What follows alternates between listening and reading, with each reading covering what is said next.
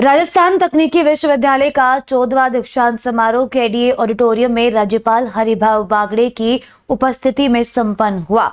इस अवसर पर विश्वविद्यालय के 9,521 विद्यार्थियों को डिग्रियां वितरित की गई। वहीं कुलाधिपति स्वर्ण पदक एमटेक पाठ्यक्रम के छात्र आदित्य शर्मा को और कुलपति स्वर्ण पदक के बीटेक पाठ्यक्रम की छात्रा रश्मि कुमारी को दिया गया। समारोह में विभिन्न पाठ्यक्रमों के 20 विद्यार्थियों को स्वर्ण पदक और 36 शोधार्थियों को पीएचडी उपाधियां प्रदान की गई। वहीं कुलपति प्रोफेसर एसके सिंह ने विश्वविद्यालय की साल भर की उपलब्धियों और नवाचार के बारे में बताया और गुजरात केंद्रीय विश्वविद्यालय के कुलपति प्रोफेसर रमाशंकर दुबे ने दीक्षांत में भाषण दिया।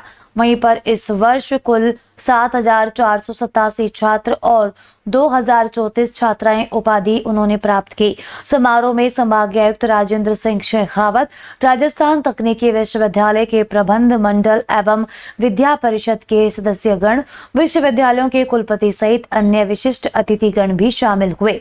वहीं राज्यपाल हरिभाऊ बागड़े ने कहा कि तकनीकी शिक्षा वर्तमान समय की आवश्यकता है। ऐसे में हमारी जिम्मेदारी है कि हम ज्ञान का उपयोग केवल रोजगार प्राप्त करने के लिए नहीं बल्कि नवाचार और उद्यमिता के लिए भी करें।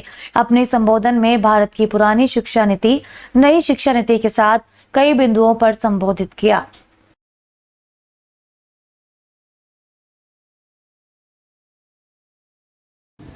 साथियों, हमारा लक्ष्य देश में ऐसा वातावरण तैयार करना है जिसमें सभी नागरिक व्यक्तिगत एवं सामूहिक रूप से अपने वास्तविक क्षमताओं को पूर्ण करने का प्रयास करें। उस उद्देश्य की प्राप्ति के लिए शिक्षा ही जीवन में एक आधारशिला तैयार करती है। आज हमारे देश में नई शिक्षा नीति लागू कर कई परिवर्तन किए गए हैं। नई शिक्षा नीति वर्तमान सदी की चुनौतियों के लिए तैयार की गई है।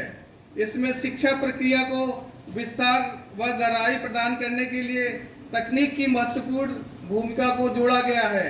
नीति की घोषणा की गई थी, उस राष्ट्रीय शिक्षा नीति का सारांश है to produce global citizens but rooted in Indian culture.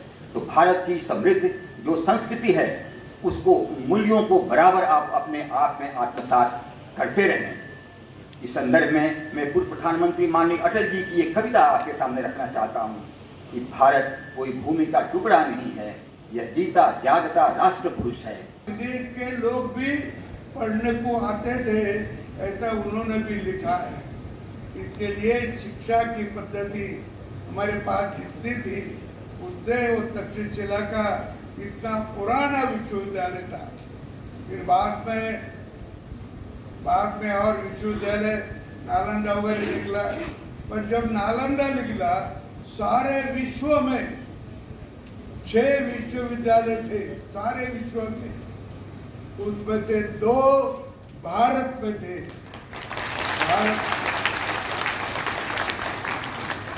अरे कितना पुराना इतिहास है और हमने गर्व होना चाहिए, लेकिन पुरानी बात बोले तो किसी को पड़ती नहीं।